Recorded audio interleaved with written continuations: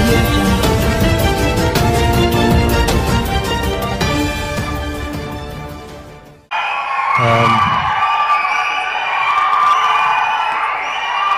అంటే అశ్విని దత్ గారు లేని స్టేజ్ గా ఉండదు. దత్ గారిని వేదిక మీదకి రావాల్సిందిగా కోరుతున్నాను.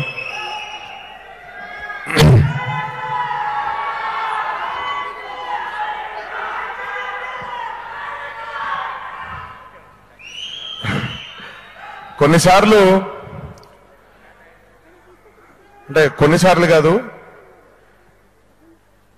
చాలాసార్లు జరిగే చాలా విషయాల్లో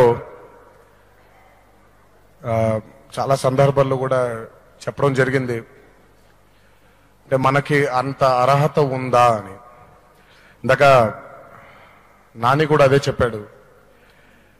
నాకు తెలిసి ఈరోజు ఈ ఆడియో ఫంక్షన్లో ఈరోజు ఈ స్టేజ్ మీద నిల్చుని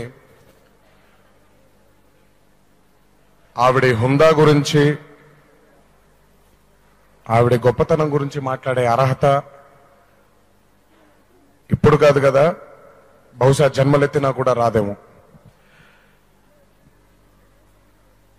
the true lady super star Mahanati Savitri గారు.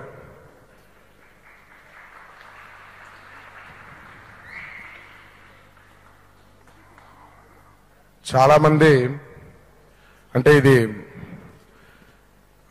నేను మాటల కోసం వెతుక్కుంటున్నాను. ఎందుకంటే చాలా అరుదుగా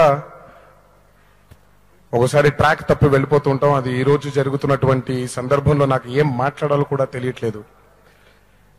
అంటే ఆవిడ ఔన్నత్యం ముందు నిజంగా అంటే ఆవిడ పేరు కూడా తలవడానికి కూడా అర్హత లేని వాళ్ళం మేమందరం.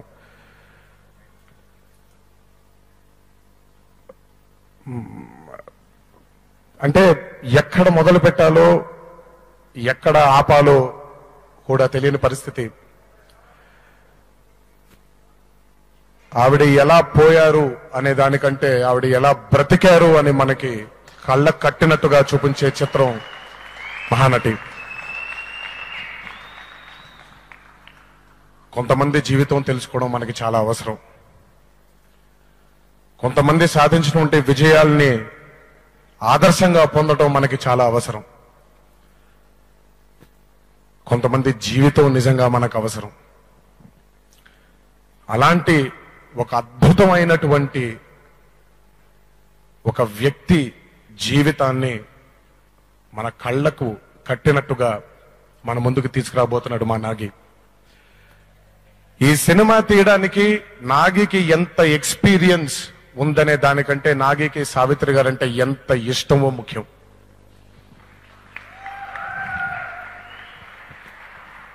ఈ చిత్రాన్ని, correct me if I'm wrong, నాకు ఈ చిత్రాన్ని తను ఒక దర్శకుడిగా కాకుండా ఒక అభిమానిగా తీశాడని నేను అనుకుంటున్నాను. తనకి అండగా,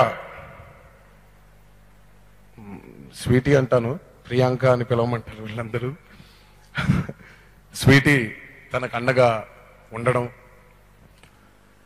అండ్ స్వప్న తనకు అండగా ఉండడం,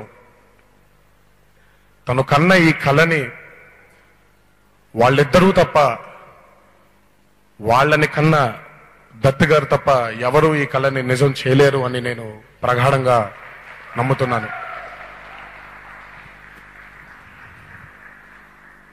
వాళ్ళు కన్న కళని నిజం చేయడానికి అంటే ఒక్కోసారి మనం ఒక గొప్ప విషయాన్ని మనం తెరకెక్కించబోతున్నప్పుడు లేదా చెప్పబోతున్నప్పుడు బహుశా ఇక్కడ ఉన్న సీతారామ శాస్త్రి గారికి ఆయనకుండే ఎక్స్పీరియన్స్ లో ఎన్నోసార్లు ఇది చూసుంటారు. మనం ఏదైనా గొప్ప పని చేయబోయేప్పుడు మనం వెతుక్కోవాల్సిన అవసరం లేదు. మన కళ్ళకు కట్టినట్టుగా ముందుకు వచ్చేస్తూ ఉంటుంది. అది దేవుడు అంటారు చాలా మంది, అది నేచర్ అంటాను నేను. నేచర్ అంటే దేవుడే. మన చుట్టూ ఉండే ఆ నేచరే మనకి డిసైడ్ చేస్తుంది.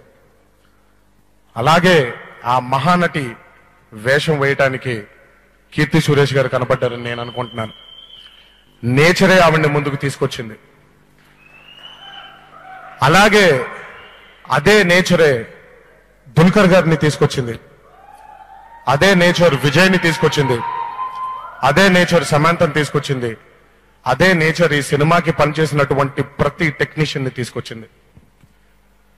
అందుకే మనం అంటూ ఉంటాం, పెద్దవాళ్ళు గొప్పవాళ్ళు భౌతికంగా మనల్ని వదిలేసి వెళ్ళిపోతారు, కానీ వాళ్ళ ఆత్మ, వాళ్ళ ఆరా మన చుట్టూ తిరుగుతూనే ఉంటుంది అని. సావిత్రి గారే పట్టి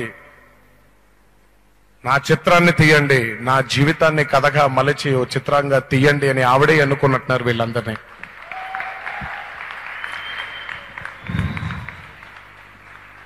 వీడియో నచ్చిందా? అయితే ఓ లైక్ వేసుకోండి, లేదంటే ఓ కామెంట్ చేయండి. ఎప్పటికప్పుడు మా వీడియోస్ చూడాలంటే సబ్స్క్రైబ్ చేసుకోండి.